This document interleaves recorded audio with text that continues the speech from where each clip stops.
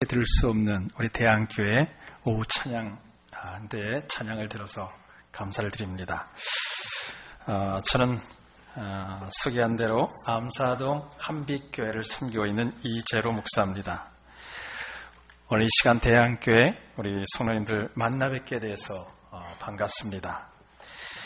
대한교회는 제가 노예할 때 노예원 참석으로 와보고 오늘 두 번째로 오게 된 것 같습니다. 우리 김성환 목사님 훌륭하게 목회하시는 대한교회 이렇게 불러주셔서 감사를 드립니다. 여러분이 저를 보면서 오늘 오신 목사님이 설교를 잘하시나 어디 한번 들어보자 그런 마음 가지시면 안 되십니다. 다 내려놓으세요. 제 경험상인데요. 목사가 좀 설교를 못해도 들으시는 분들이 믿음이 좋으시면 다 은혜 받는 줄로 믿습니다. 제가 우리 대한교회 성도님들 얼굴 표정을 보니까 이미 다 은혜를 많이 받으셨어요. 우리 김 목사님께서 말씀을 통해서 이미 많은 은혜를 여러분께 끼친 줄로 믿습니다. 오늘 이 시간에 우리 헌신을 다짐하는 대한교회 우리 4여전도회 또 그리고 5여전도회 여러분이 오늘 여러분 이 예배를 통해서 여러분의 교회가 대한교회가 하나님의 복과 하나님의 은혜가 충만하기를 주님의 이름으로 축복합니다.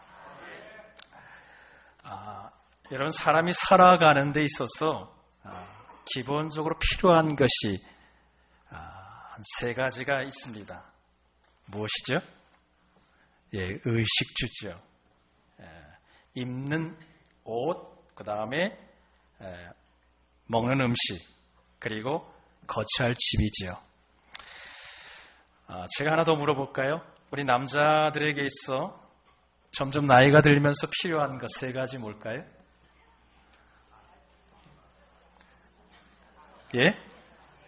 우리 남자들이 대답하라는데 왜 여자들이 대답했어요?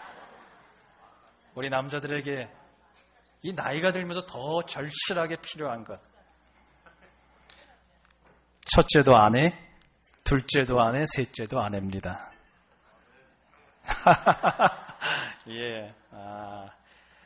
확실한 노후 보장이 아내에게 잘하는 거예요.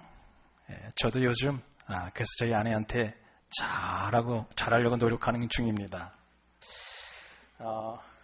오늘 우리 헌신하는 제4여전도회, 제5여전도 여러분, 제가 이 정도 얘기했으면 오늘 헌신 예배 다 드린 겁니다. 의식주 가운데 가장 필요한 것을 얘기한다면 아마 먹는 것이겠죠. 먹어야 사니까요. 그죠? 제가 보니까 우리 교회에서도 여전도한테 잘 보야 떡이라도 하나 더 먹더라고요. 우리 남성교회 별로 안 줘요. 그런데 사람과 이 짐승을 구분시켜주는 것이 한 가지 고른다면 뭘까요? 의식 중에서 입는 거예요. 입는 거. 짐승은 옷을 만들어 입지를 못해요. 사람은 계절에 따라서 그리고 패션에 따라서 옷을 입어요. 우리 인류의 조상 아담과 하와가 입은 옷이 있어요. 창세기 보니까 무화과 나무로 만든 그 옷이죠. 그리고 하나님께서 가죽옷을 입혀주셨습니다. 그 위에 과학이 점점 발달하면서 점점 입는 옷도 다양해졌습니다. 참 좋아졌어요. 오늘 성경에 보면 옷과 관련해서 두 가지 영적 진리를 우리에게 설명하고 있습니다. 하나는 우리가 매일 옷을 벗고 입듯이 우리는 영적으로 옛사람을 벗어버리고 새 사람을 입으라는 겁니다. 또 한 가지는 우리가 입는 옷이 사회적인 신분을 나타내는 것처럼 예수 그리스도를 믿고 거듭나서 하나님의 자녀가 된 사람은 하나님의 자녀다운 옷을 입고 나타내라는 말씀입니다. 여러분 24절에 보니까 의와 진리의 거룩함으로 지으심을 받은 새 사람을 입으라 했습니다.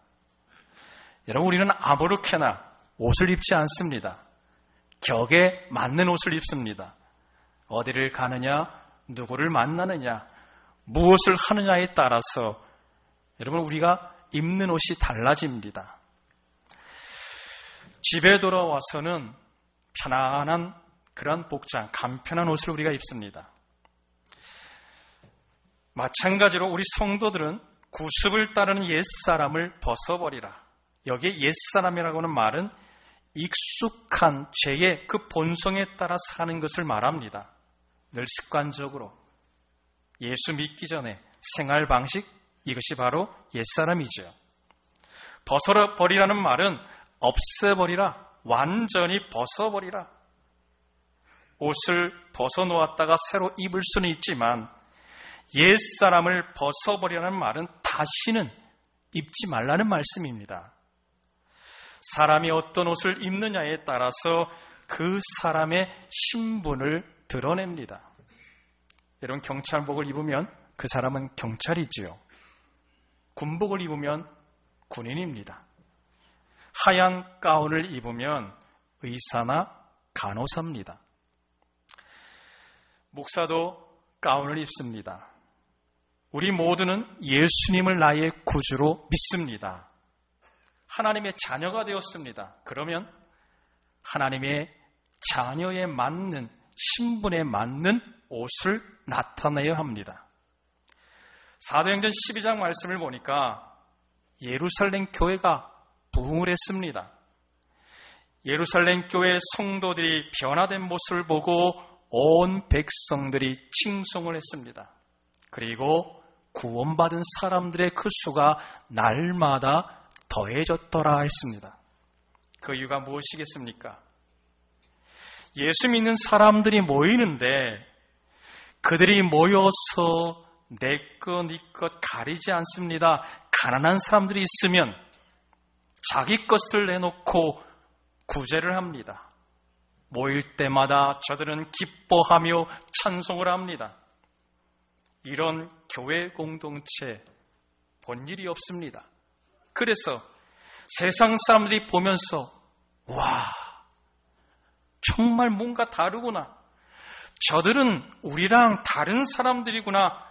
저렇게 행복해할 수 있을까?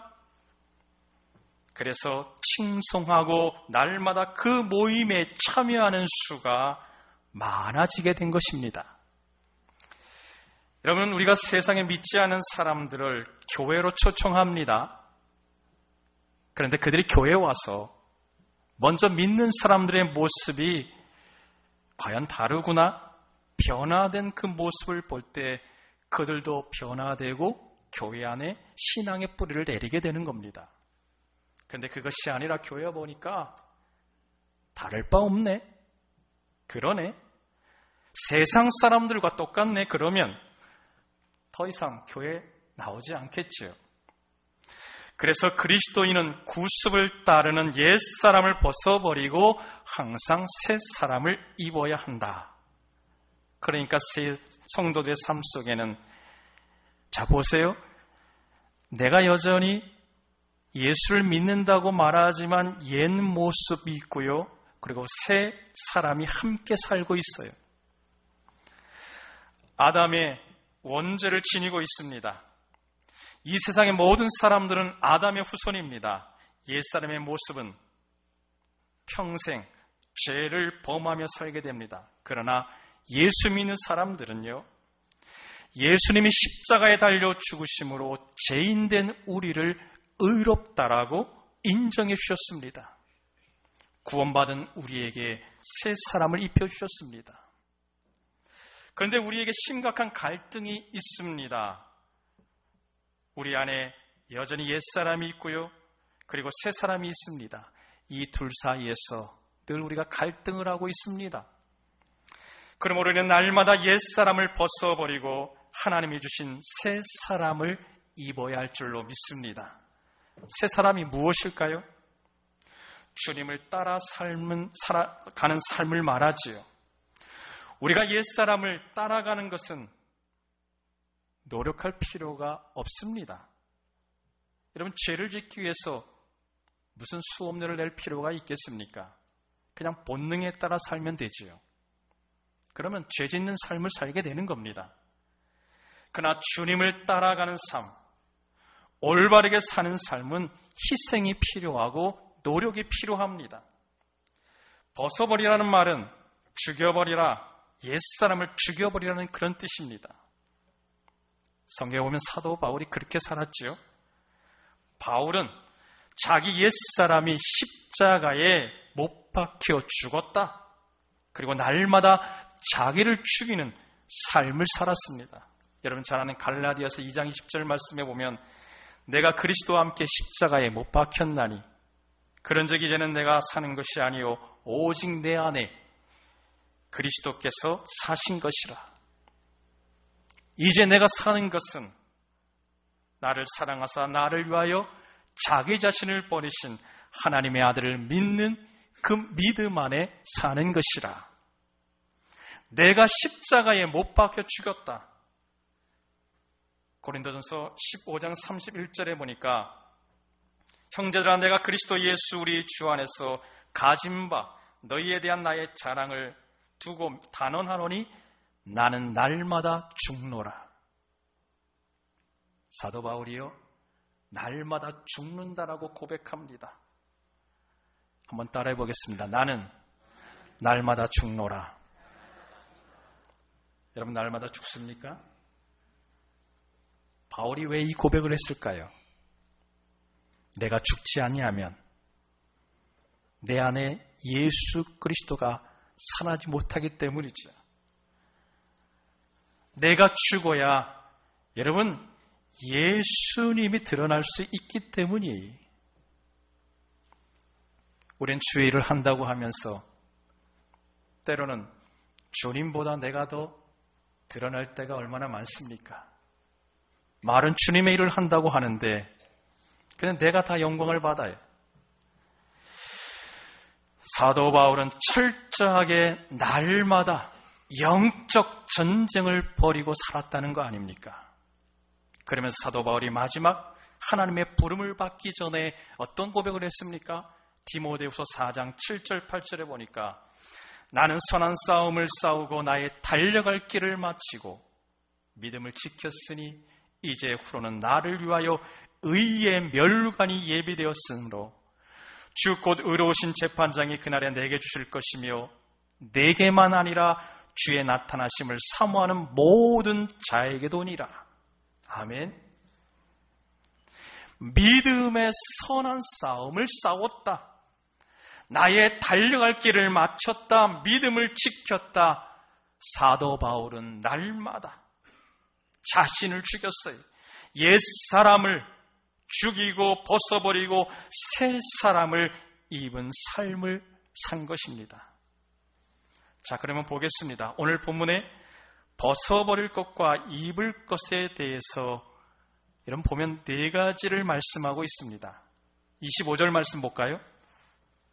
우리 25절 한번 다 함께 읽습니다.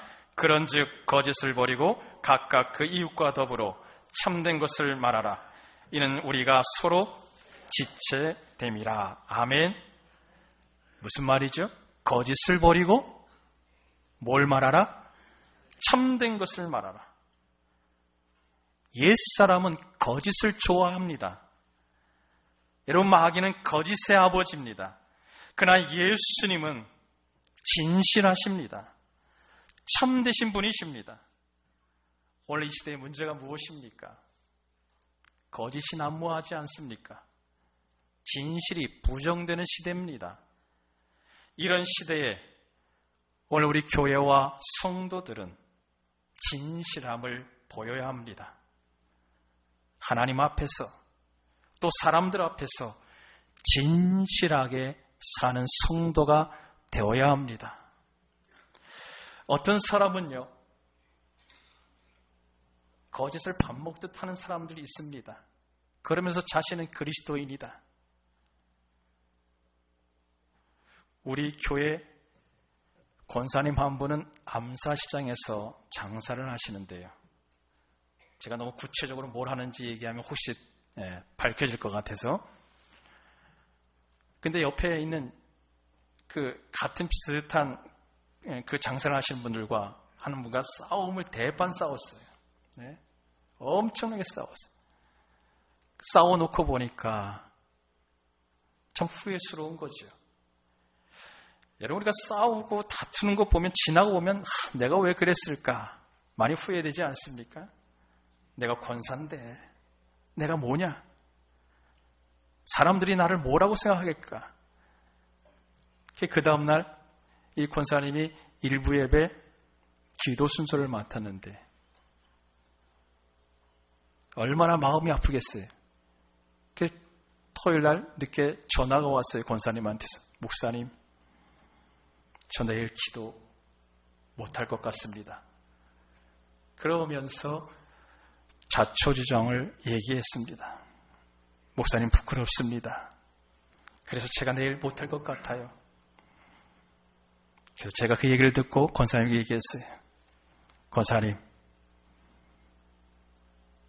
우리가 기도하는 것이 무슨 자격이 있어서 의로워서 하나님 앞에 기도하는 것이겠습니까? 우린 다 하나님 앞에 죄인입니다. 다 허물이 많습니다. 하나님의 은혜가 우리에게 있기에 우리가 할 수 있는 건 아니겠습니까? 그저 순서 맡은 대로 기도하십시오. 그 권사님이 마지못해서 대답을 하고 그 다음날 일부 예배 시간에 왔는데 고개를 들지를 못해요. 자, 그러다가 기도 순서가 돼서 앞에 나와서 기도를 하는데 한 1분 이상 아무 말도 못하는 거예요. 고개도 들지 못하고. 그러더니 갑자기 흐느껴 우는 겁니다. 하나님, 제가 잘못했습니다. 용서해 주세요. 저는 그동안 제가 듣던 어느 기도보다도 그 권사님의 기도가 너무나 은혜가 되고 감동이 되었어요. 우리 기도가 그런 기도가 되어야 되는 것 아니겠는가? 여러분, 우리가 잘났으면 얼마나 잘났습니까? 똑똑하면 얼마나 똑똑합니까?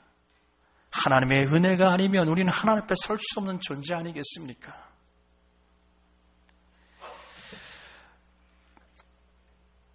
제가 전도사 때 교회를 부임했는데요. 목사님께서 제게 하셨던 말씀을 지금도 저는 잊지를 못합니다. 이 전도사님, 우리 교회에 와서 진실하게 사역해 주세요. 다른 얘기 하지 않았습니다.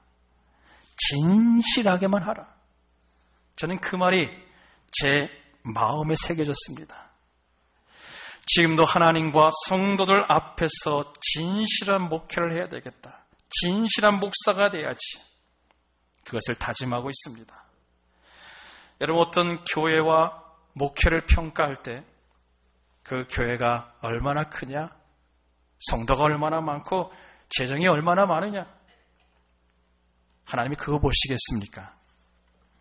하나님 이것보다 그 교회가 얼마나 정직한가, 얼마나 진실한가, 목회가 얼마나 진실한가, 이것을 평가하시는 하나님이 이것을 믿습니다. 그러므로 우리의 성도의 삶도 마찬가지 진실해야지.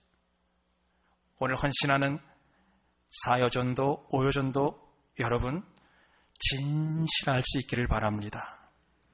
내게 주어진 일, 잘하고 못함을 떠나서 먼저 하나님 앞에 진실함으로 행할 수 있기를 바랍니다.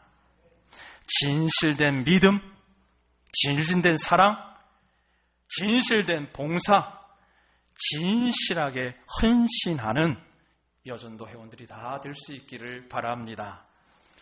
두 번째로 26절 말씀 한번 보겠습니다. 다 함께 읽습니다. 분을 내어도 해가 지도록 분을 품지 말고. 분을 품지 말라는 거죠. 옛사람은 분내기를 좋아합니다. 원수 마귀는 분을 내어서 사람들을 망하게 만듭니다. 분을 참지 못해서 사람을 죽이기까지 합니다. 요즘 주차 시비 문제로 또 소음 문제로 여러분 말씀하다가 어떻게 해요? 분을 참지 못해서 심지어는 사람을 죽이기까지 하지 않습니까? 얼마 전 뉴스를 보니까요. 뒷차가 빵빵거렸다고요. 그래서 갑자기 탁 멈추고 나오더니요. 세상에 야구방망이를 갖고 다니나 봐요. 예. 그걸로 그냥 막 차를 막 부시는 거예요, 갑자기. 참 무섭습니다. 함부로 여러분 빵빵거리지 마세요. 그 분을 참지를 못하는 세상이 됐습니다. 그런 시대. 여러분, 오늘 우리는 화평케 하는 이 사명이 있다는 사실을 아셔야 돼요. 화를 내는 것이 아니라 화목케 하는 그 일을 우리가 할 수 있어야 합니다. 근데 여러분, 사람이 전혀 화를 내지 않고 분내지 않고 어떻게 이런 험악한 세상을 살 수 있겠습니까? 분노할 수 있지요? 불의한 것을 보고도 그저 가만히 있는다는 것이 오히려 이상하지요. 요즘 나라가 많이 어렵습니다. 정치하는 분들의 모습을 보면서 많이 국민들이 실망하지요. 화낼 수 있습니다. 그러나 죄를 지어서는 안 됩니다. 화를 낼 수는 있지만 그 화가 내 마음속에 오래 간직되어서 징후로 남아있으면 안 됩니다. 징후가 계속 남아있으면 남을 해칠 뿐만 아니라 결국은 뭐예요? 내 자신까지도 해칠 수가 있습니다. 우리 창세기 4장에 보면 하나님께서 가인의 제물을 받지 않자 가인이 어떻게 했습니까? 분하여서 그 분을 참지 못해서 결국은 동생 아벨을 죽이지 않았습니까? 하나님께서 말씀하셨어요. 네가 분하면 어찌 미냐? 에? 죄가 네 문 앞에 엎드려졌느라고 말씀하지 않았습니까? 또 성경에 보면 오랫동안 분노를 쌓아두고 증오로 살았던 사람이 있습니다. 에서지요. 아버지 이삭이 나이가 많아서 죽기 전에 마지에게 최고의 축복을 합니다. 그런데 둘째 야곱이 형이 받아야 할 그 축복을 가로챘어요. 아버지를 속였습니다. 장자의 축복을 가로챘습니다. 그 사실을 안 형 에서가 화가 났습니다. 동생을 죽이려고 했습니다. 어머니 리브가가 동생을 빼돌려서 멀리 외삼촌 집으로 피난을 보냈습니다. 이 야곱이 외삼촌 집에서 20년간을 머슴살이를 하고 많은 재산과 가족을 거느리고 고향으로 돌아오게 되었습니다. 고향에 가까이 이르자 야곱은 불안해했습니다. 형이 혹시나 아직도 그 분을 참지 못하고 자신을 죽이려고 하지 않을까? 어떻게 나를 맞이해 줄까? 그래서 사람을 보내서 형이 어떻게 나오는지를 알아보았더니 형 에서가 동생 온다는 소식을 듣고 400명의 군사를 거느리고 야곱을 맞으러 나옵니다.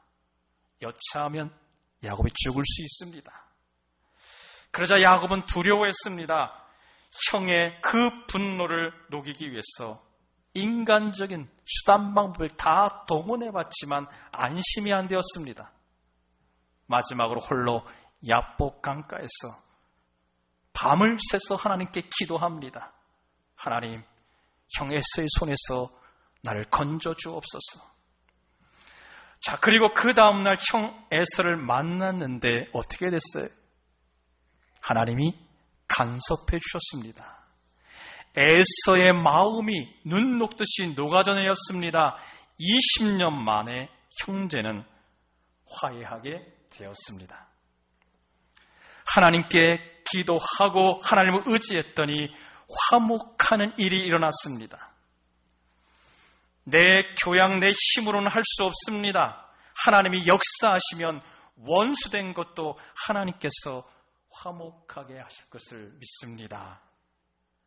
분노를 다스리십시오.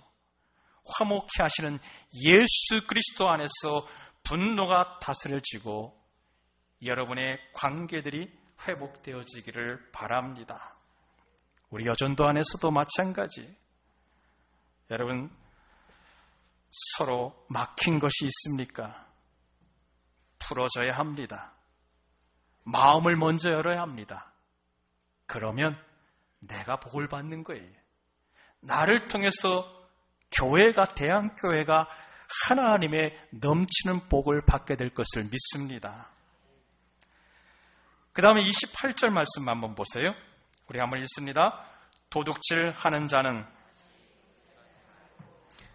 가난한 자에게는 구제할 수 있도록 자기 손으로 수고하여 선한 일을 하라 말씀합니다.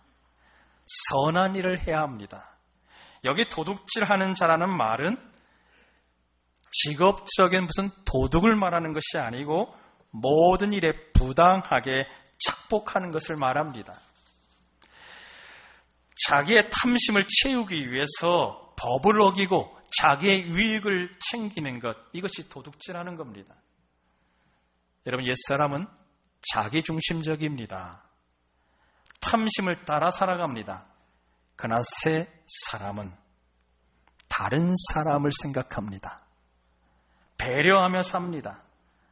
남에게 피해와 상처를 주지 않습니다. 어떻게 하면 남의 유익이 될까?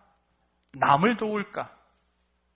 이것이 바로 오늘 성경이 우리에게 말하는 새 사람을 입은 사람의 모습입니다. 우리 교회 화장실에 냄새가 났어요. 어느 한 집사님이 들어오더니 이게 뭐야? 왜 교회 화장실에 냄새가 나나? 도대체 청소도 안 하고. 근데 어떤 사람이 들어와서 냄새가 납니다. 냄새가 심하네? 좀 화장실이 지저분하네? 그래서 어떻게 했어요? 자신이 손수 물을 뿌리고 지저분한 것을 청소했습니다. 그러면 그 다른 사람이 화장실에 들어왔을 때 어떨까요? 화장실의 냄새는 사라지고 깨끗해졌습니다. 우리가 그럴 수 있어요. 도대체 이게 뭐야?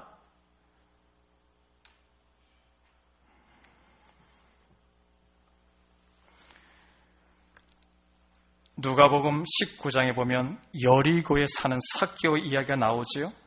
이 삭개오의 직업은 세리입니다. 그 당시에 세리라고 하는 것은 죄인 취급을 받았어요. 로마의 앞제민 옷을 했습니다.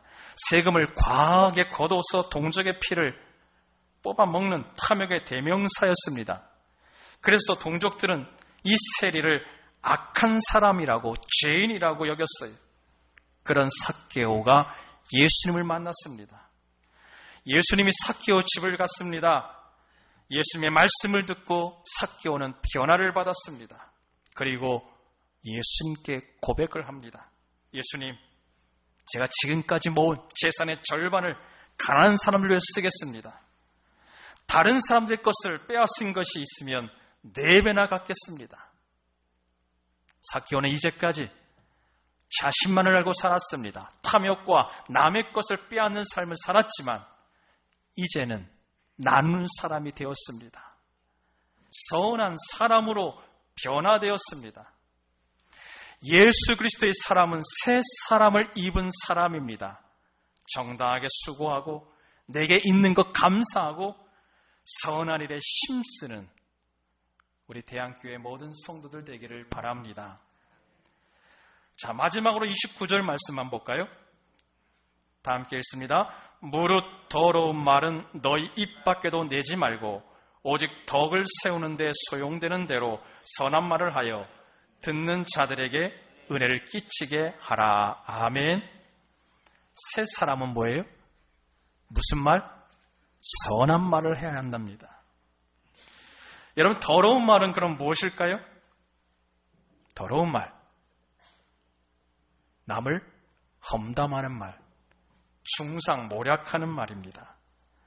어떤 사람은 입만 열면 그저 남을 비판하고 남을 깎아내리는 사람이 있어요. 어떤 사람은 송곳처럼 그저 남을 콕콕 찔러대는 사람들이 있습니다. 아예 습관이 되어버렸어요. 그쳐야 합니다. 저희 교회 한 집사님 가정이 부부싸움을 했어요. 대안교회 오니까 저희 교회 얘기도 막 할 수 있어서 좋습니다. 예, 우리 교회에서는 함부로 얘기도 못해요. 이걸. 입에 그냥 창꾼이라고 혼나는데 얘기할 수 좋습니다. 나중에 물론 알게 된 사실이기 때문에 이 여집사님이요, 남편을 위해서 맛있는 반찬을 이렇게 정성껏 준비했어요. 그리고 특별히 김치찌개를 준비했어요. 남편이 김치찌개를 먹어보더니 하는 말이, 이것도 김치찌개라고 했어? 옆집에 아무개 누구 엄마 솜씨 좀 봐. 괜히 간이 큰 남편이죠, 그죠? 예. 우리 대한교회 남성교회 여러분들은 그런 분 없으세요, 그죠? 자, 그러면 그 말을 들은 부인은 어떻게 반응할까요? 경험이 있는 분들 한번 얘기해 보시겠어요? 맞아요. 그 아무 철수 엄마는 김치찌개 참 잘하죠. 나도 그 철수 엄마한테 맛있게 김치찌개 만드는 법 좀 배워야 되겠어요. 이렇게 말하는 부인은 하나도 없어요. 어떻게 말할까요? 예, 이미 여러분은 답을 다 알고 있어요. 아니, 그러면 김치찌개 잘하는 그 철수 엄마하고 살지. 왜 나를 만나서, 별로 마음도 없었는데, 그렇게 시집 와서 고생시키면서 남편 말 한마디 잘못했다가 어떻게 돼요? 엄청 큰일 난 거죠. 그 이후에 벌어진 일은 뻔하겠지요. 남편이 뭐 그만하라고 하지만 이런 아내 입이 한번 이렇게 터지면 끝이지 않죠? 뭐 시댁 얘기부터 시작해가지고 뭐 그냥 잘못 걸린 거예요 지금. 누가 아버지 아들이 아닐까봐 똑같아. 간혹 우리 주변에 이런 사람들이 있습니다. 여러분 마음의 상처가 남을 수밖에 없어요. 그러면 여러분 오해하지 말고 들으시기 바랍니다. 이런 사람들이 있습니다. 나는 뒤끝이 없어. 좋지요. 뒤끝이 없어서 좋지요. 아싸래. 한번 말하면 나는 그때뿐이야. 다 잊어버려. 본인은 좋지만 상대방은 어때요? 이미 상처받을 대로 다 받았어요. 어떤 사람은 그것 때문에 밤잠을 이루지 못하고 얼마나 여러분 괴로워합니까?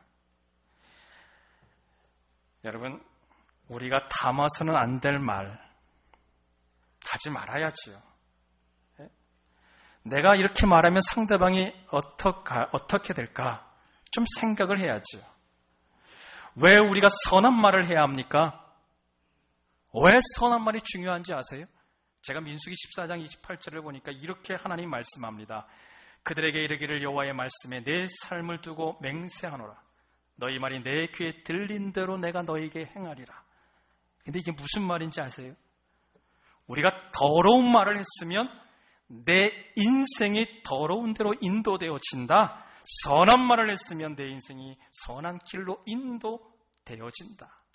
하나님이 그 말씀하시는 거예요. 우리가 어떤 말을 하느냐가 이처럼 중요하다는 겁니다. 그러면 선한 말은 무엇이 같습니까? 칭찬하는 말이죠. 감사하는 말이죠. 격려해주는 말이고 축복하는 말입니다. 오늘 헌신하는 우리 4여전도 5여전도 대한교회 우리 성도 여러분, 이 자리에 함께한 예배하는 여러분, 여러분의 입술을 통해서 올 한 해 선한 말이 가득하기를 바랍니다. 여러분의 말 한마디가 사람을 세워주는 거예요. 그 영혼을 살릴 수 있습니다.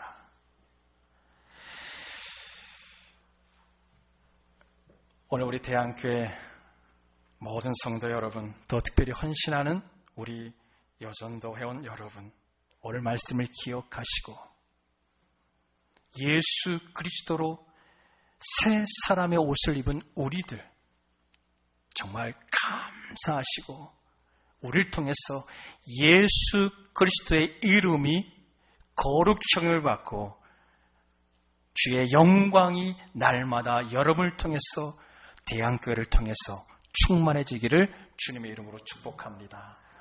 기도하겠습니다. 하나님 아버지, 우리 모두가 옛사람을 벗어버리고 새 사람을 있게 하여 주시옵소서.